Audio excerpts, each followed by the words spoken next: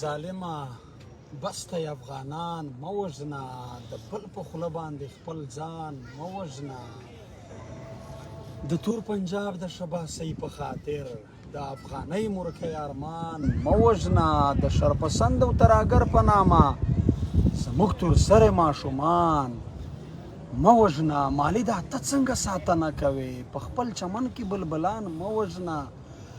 او خدایه دا یو سوال یې ضرور قبول که چې په بېننګ مرګ ګیلمان مه وژنه. سلامونه ټول افغان ملت ته. ملګرو دا وخت دا شاته چې تاسو کوم وینئ دا د شاه فیصل جومات دی په پنجاب اسلام آباد کې. د شاه فیصل جومات دی. اوس موږ ورننوتو په دې جومات کې خلک پرامن ګرځي، ښځې او نرینه دا ټول خلک یو قسم د چکر په حواله ګرځي. یو مقصد یو ساتیری دی، یو مجلس ته یو کیسه ده. زه چې هر کله داسې وطن وینم ما ته خپل د پښتونخوا وطن احساس خامخا وي. په داسې وطنونو کې وایي څنګه د غټانو د محل دننه ورشمه هلته له هر څه نه د افغان د وینو بوی راځي. زه چې داسې وطن ته لاړ شم ما ته خپل مظلوم او محکوم وطن را یاد شي چې خدایه په دغه جوماتونو کې خلک خپل یو د سیلګرۍ دپاره راځي، یو چکر لاګوي. نو زمونږ د جوماتونو نه هر وخت مونږ د خپلو اولادونو، د خپلو ورونو، د خپلو پلارانو غوښې او جنازې رایستلي دي. په وینو سره کت پت خپل ورونه، پلاران، ترونه مو رایستلي دي. موږ هر وخت له جوماتونو نه په سلګونو جنازې رایستلي دي.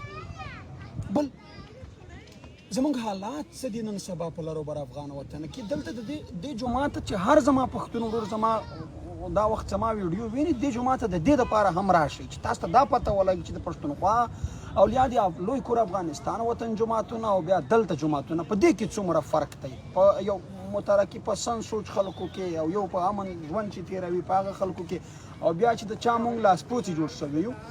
مقصد د دې دپاره هم تاسې کوشش وکئ چې د دې دپاره راشئ چې تاسو ته دا توپیر وشي او دا معلومات درته وشي چې خلک څنګه ژوند تېروي. مقصد دوی دلته په دې جومات کې هم دا دغه نه کوي، خلک د سیلګرۍ دپاره راشي، تصویرونه جوړ کړي، ویډیوګانې جوړې کړي، یو ښه ساتیری وکړي، لاړ شي بېرته. او د پښتونخوا وطن د لر او بر افغان وطن د جوماتونو نه هر وخت د خپلو شهیدانو، د خپلو ورونو جنازې راایستلي دي. بله خبره اوس په دا روان حالاتو کې په افغانستان کې دا څو ورځې کېږي چې پرله پسې چاودنې دي.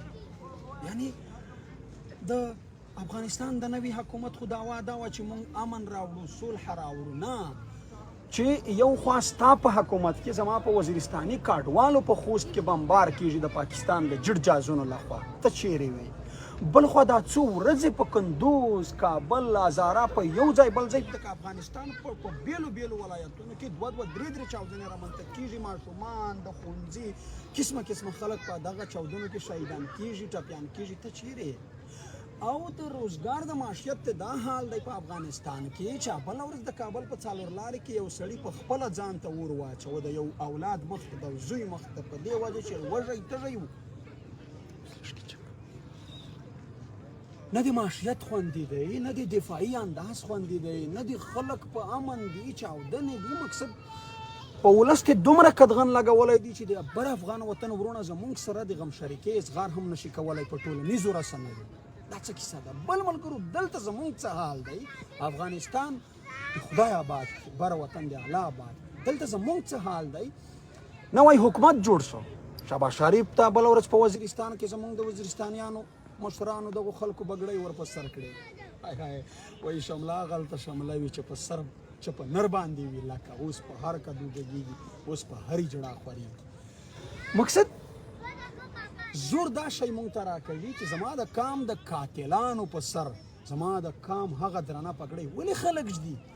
په کوم نیت؟ دا خو هغه زمونږ پخواني د هغه شهباز شریف دی چې کال وکړه 2 کاله در مخه یې انټرویو ورکړې وه چې د افغانستان کې باید تر هغه پورې د وینو تویول بند نشي چې تر څو مونږ ته کشمیر را آزاد کړل شوی نه وي.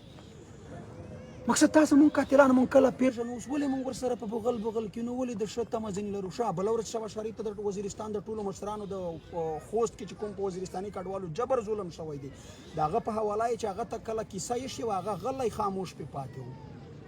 مونږ ولې د دغو خلکو نه دا توقع لرو؟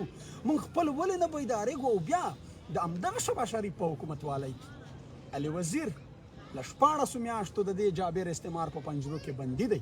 دا چې 10 ورځې په پروډکشن اډر راغلی و اسلام آباد ته، نن بیرته موږ په خوارو سترګو ورته کتل. علي وزیر یې زموږ له منځه د کراچۍ هغه کرغېړن زندان ته یوړ.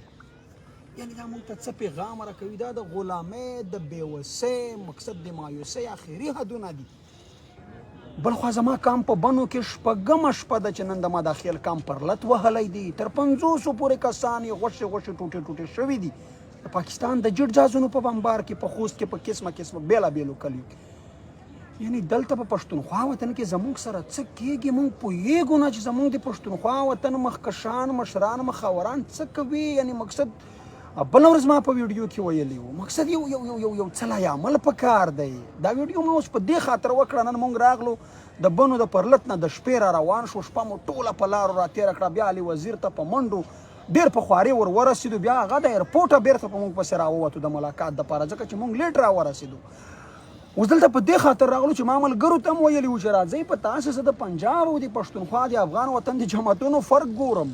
صرف دا نه چې روډونه او پارکونه او دا نور شیان، نه، د دې وطن جماعت وګورئ، د هغه وطن جماعتونه وګورئ. موږ د خپلو جماعتونو نه غوښې ټوټې انسانان راوباسو او دلته په دې جماعت کې او تاسې په خپله راشئ د دې جماعت سیل وکړئ. تاسو ته به پته ولګي چې د دنیا انسانان څنګه ژوند تېروي او موږ په کومه کیسه او په کومه شکنځه کې سره راښکېل یو. نو خواست مې دا دی د ټول افغان ملت نه، د لرو بر افغان ملت نه، چې د خپل وطن د خپلواکۍ دپاره، د خپل وطن د سوکالۍ، د امن د پرمختګ دپاره پاڅېدل پکار دي، یو کېدل پکار دي، کلک کېدل پکار دي، منظم کېدل پکار دي، د ډار د خوف وحشت له منځه وړل پکار دي. په خپل افغان وطن، په خپله پښتنه سیمه امن صلح راتلل پکار دي. بله ورځ زموږ یو د پښتون ژغورنې غورځنګ ملګري خبره کوله، وایي دا په موږ چې کوم جنګ دی دا لکه خدایداري عذاب چې وي. هسې مثال یې ورکولو، وایي دا عذاب چې کله ډېر شي هغه په صدقو کمیږي. وایي نو قربانیو ته ځانونه چمتو کوي، قربانیو ته تیار شئ.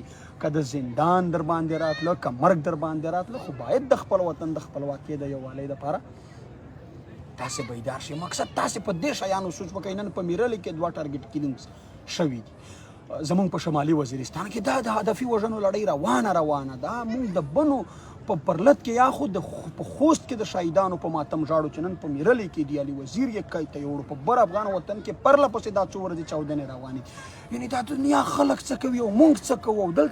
دلته کومه کیسه ده؟ زه پیمان په دې خاطر لایو راغلم، په دې خاطر نه راځم چې زه دا خپل شکل در باندې ووینم، خو په لحاظ د خدای د خپلو پښتنو ته او هغه کسانو ته چې څوک په دې کیسه نه پوهېږي دا خبرې ورته وږغوئ، ور ویې رسوئ چې تاسې راشئ د نړۍ خلک څنګه ژوند تېروي او موږ څنګه ژوند تېروو.